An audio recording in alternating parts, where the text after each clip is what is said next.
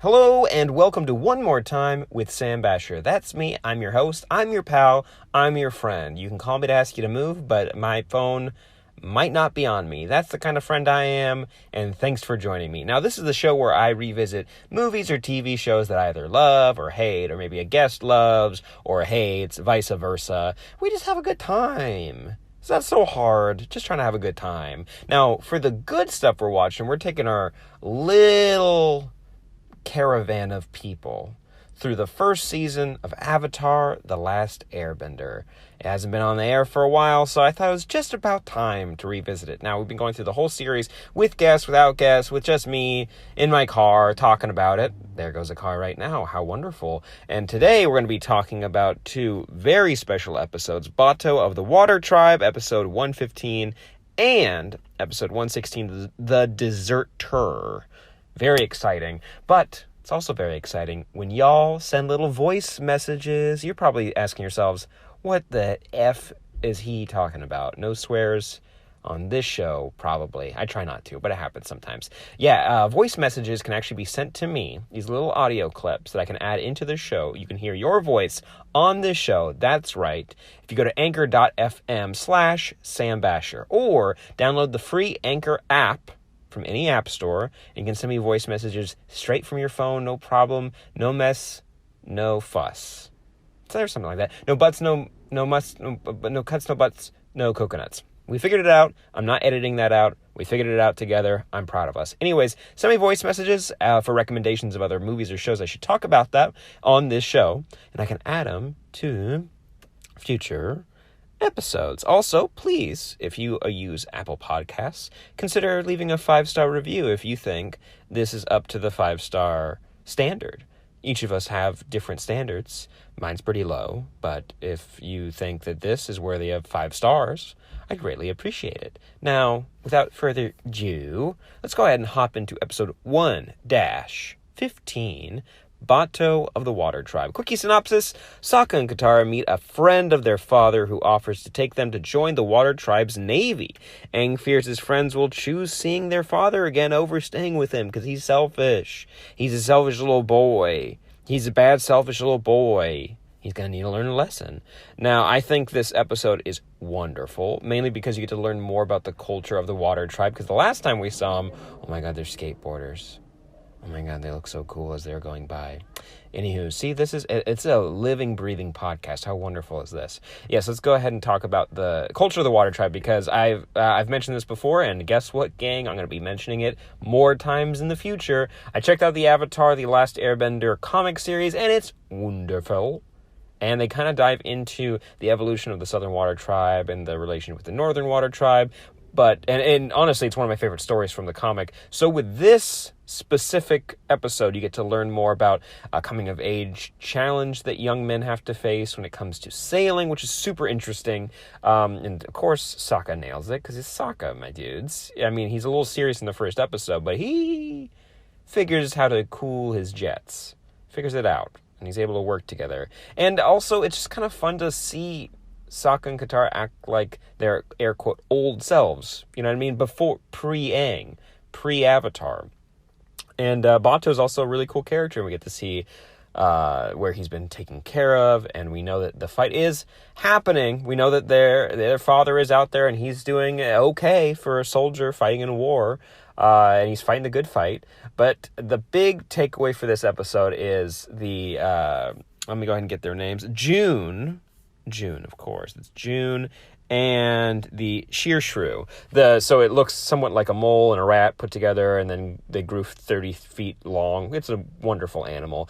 June is one of the coolest characters they've introduced, and also, as someone who caught on to this show in season 3 when it was airing, when she shows back up, spoilers, in an episode, it was super confusing because she didn't really get an introduction. So watching this episode and the previous ones, it's cool to learn about her, what her abilities are as a fighter, but also what the sheer shrew can do, basically paralyze its victims or stun them, and they can't bend. You guys get it. It's a really cool animal. Also being able to hunt by scent is super cool as a tracker. Just the entire visual of the character is super interesting, especially when it comes to hybrid animals or I'll call them like mutated animals from what we are more accustomed to in our world. The way that they're interpreted in their world is always super interesting. And saying, hey, Iroh and Zuko having a good time on the back of a little rat.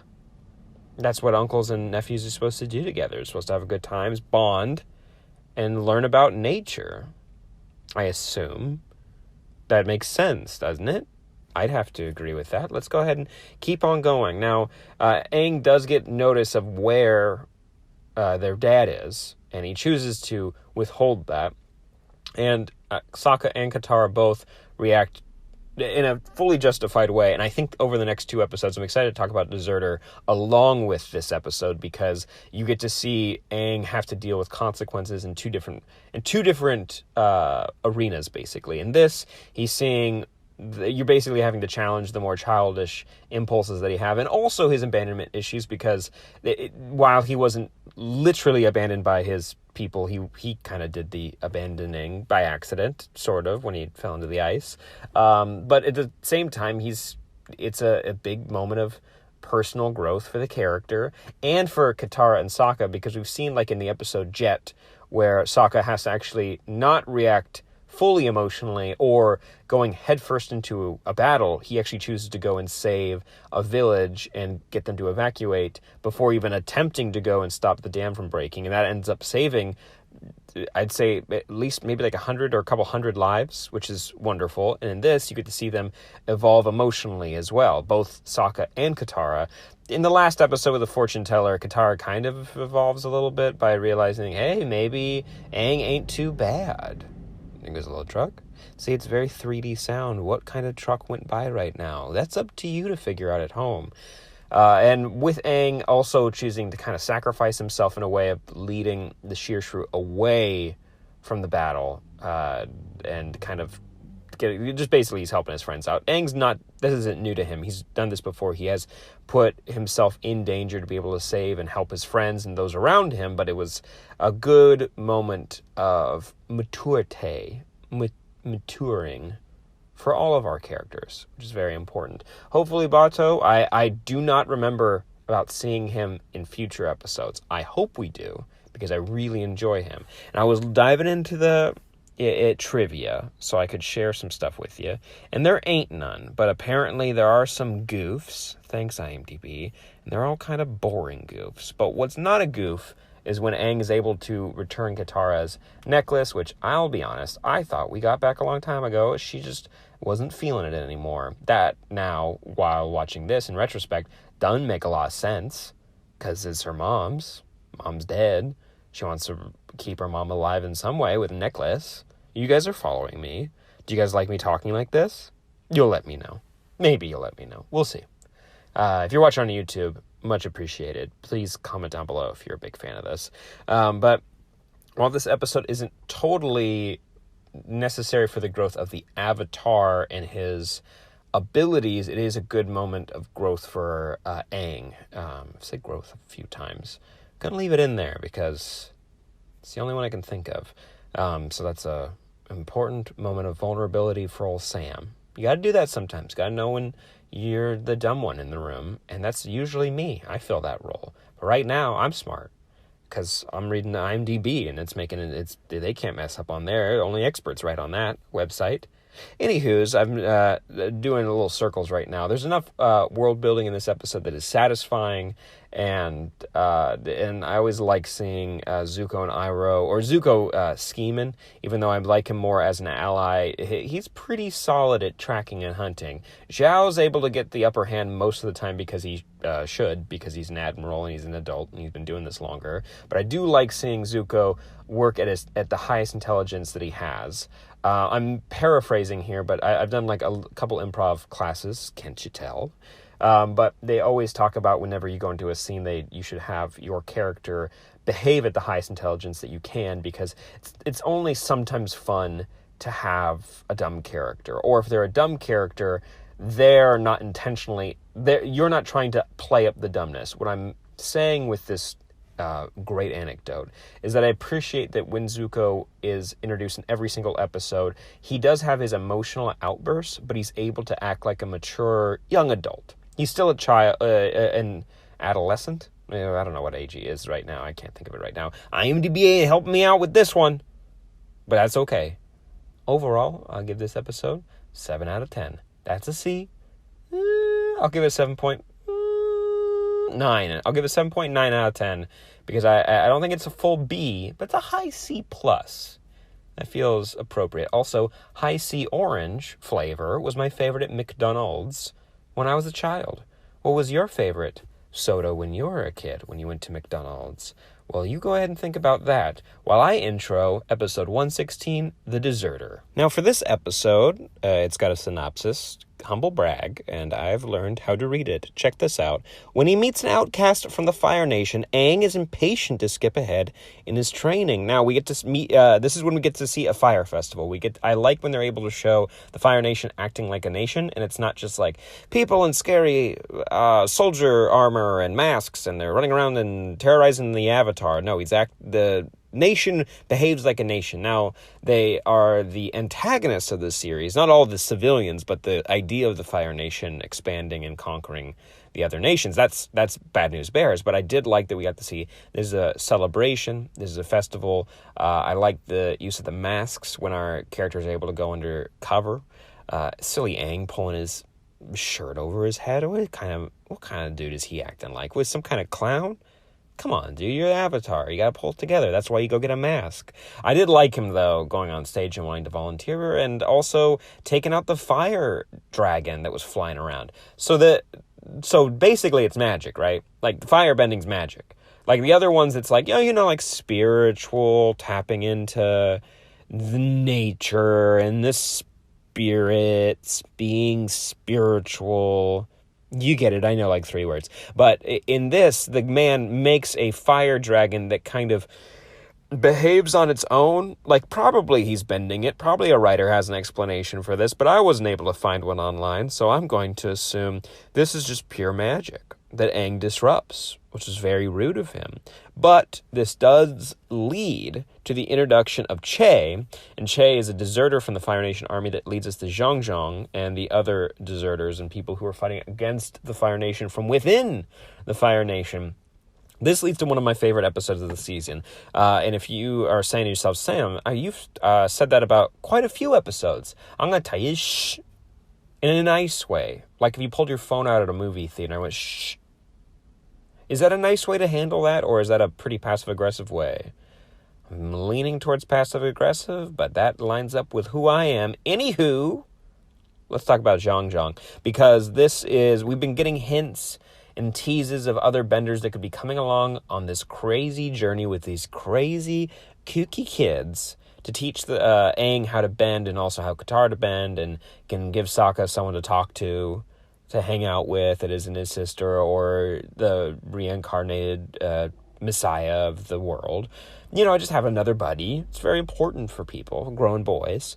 So we meet Zhang Zhang, and this is the first pro-Avatar firebender that we meet, or the first couple pro-Avatar firebenders that we meet. And shout out to Roku, the streaming platform and service and box, but also the Avatar, because both of them are always cool when they show up. That didn't work. Anyways, whenever Avatar Roku shows up, it's always inspiring. And I love that he's the one, of course he's the previous Avatar. He's the one that if the world does think of an Avatar, it's going to be Roku and his power and also his failure, because he failed. The Fire Nation exterminated the air nomads, and that is in a way kind of on him for not figuring out a way to stop them. Going on tangent, just cool to see him show up and was able to put Zhang Zhang in his place to a degree, because while he isn't wrong when he's talking to Aang, it is the Avatar that you're talking to, so you do kind of need to show a little respect. Take your hat off when you're around him. He wasn't wearing a hat, so that's fine. But and there's trying times. We got a comet that's about to fly by and make all the firebenders and the little fire demons, and they're going to kill everybody. So we're going to need to not follow the rules so much, my dude. We're going to need to break them. And all the cool guys are disruptors, right? That's a Silicon Valley term. Aang's the first one. all those hundreds of years ago. And so we get to see Aang attempting to learn firebending, or at least the disciplines that would lead to firebending. But he is not a very patient boy. And we also learn why Zhang Zhang is trying to teach that patience in him because of the differences between firebending, right? You hear this in the episode, but reiterating it, it just kind of is a fun thought experiment when you talk about how the individual bending styles are also different and why fire is one of the most volatile ones. And also, there's so many faults with the movie, with the adaptation by M. Night Shyamalan, and but when he makes a choice to have the firebenders bending fire that's nearby and utilizing that, it does kind of nerf them in a way that is reasonable from a storytelling point of view, because in this story, there's no reason why people should beat firebenders, really. There's no reason why a normal person that's not a bender should ever be able to overpower a firebender. You know what I mean? Because it is a living, breathing element compared to water and fire and air. Like, air is versatile, it's flying all around us and everything, but it doesn't have the destructive force that fire does. And while water is necessary and it can be violent in its own right and also is very versatile by becoming steam to a liquid to a solid when it is frozen, the way the firebending is explored here, especially when we learn that lightning bending is a part of it as well, you get why firebending is the dominant bending style on Earth, on this planet that we call Earth, this crazy planet. I just love the explanation for it. And this episode, like I was leading up from our previous episode, has Aang learning a valuable lesson. It's a hard one, but it's his childlike wonder and his ambition, while important because he knows his responsibility to the world as much as he can, but when he's careless, he hurts Katara. He hurts his best friend and the person that he has a crush on, that he is, air quote, in love with, because this is a cartoon. We write everybody it is, and we just have to assume they're going to get together eventually. No spoilers, but they do, so there's a spoiler. Anyways, him having to learn this unbelievably valuable lesson about airbending. It's very hard to injure someone, besides blowing someone off a cliff or yanking the air out of someone's lungs, wink, wink. That's always super cool when that happens, when a villain does that. But in this case, he has to learn that there might be some rhyme and reason to the order that he would learn his bending styles. They're all going to be different challenges, from air to water to earth to fire. There might be some reason to it, and that's why I think these showrunners are so smart. I love that's the way that they choose to dole out the abilities, is that they have to learn them in a certain order. That's how it's been. That's how it needs to be. And while there are different circumstances for this avatar, and that he has different responsibilities from previous ones, he still needs to maybe follow that legacy and those ancestral lessons. And while Zhang Zhang does bail out at the end, we do learn that he is responsible for Zhao's abilities, and Aang, using Zhao's anger and blindness and the volatility of fire as a means of escape. It shows that he is capable. It shows that he's thinking on his feet, literally by bouncing around the room.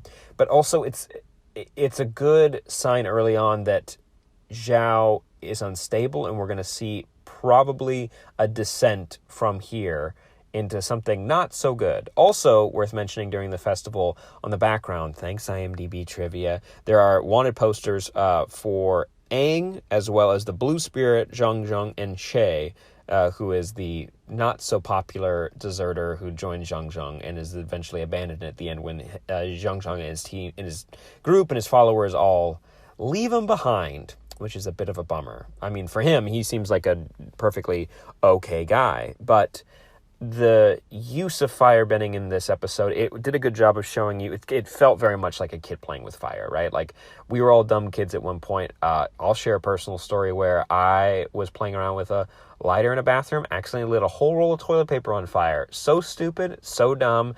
Shouldn't have done it, but I was a dumb kid. I'm very glad I didn't hurt myself and I didn't hurt anybody else. But that's the feeling you get when Aang is doing this. But it does lead us to one final discovery in this episode.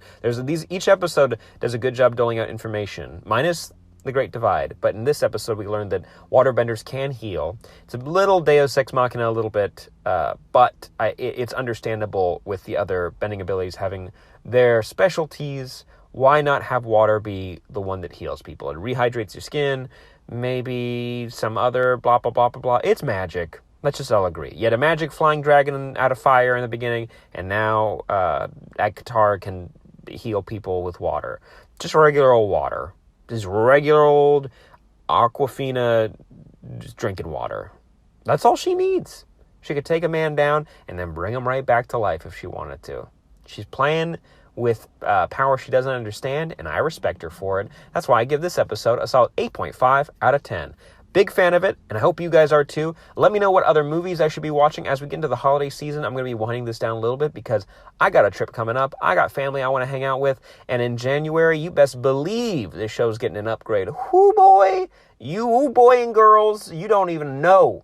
But please subscribe to youtube.com/onlystupidanswers. That's the podcast I do with DJ Walters where we talk about Watchmen, Titans, Harley Quinn. If you're listening to this, you probably already listened to that podcast, but I might as well plug it. But also go to youtube.com/Sam Bashor to watch these podcasts. Sometimes I record them with video, sometimes I don't. In January, you best believe there's going to be a set, boys and girls. I figured it out. Very proud of it.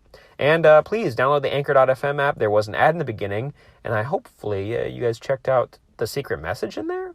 What? Guess you're going to need to go back and check that out if you missed it. Hope you enjoy. Follow me at Twitter, Bashor. See you next time. Love you, bye.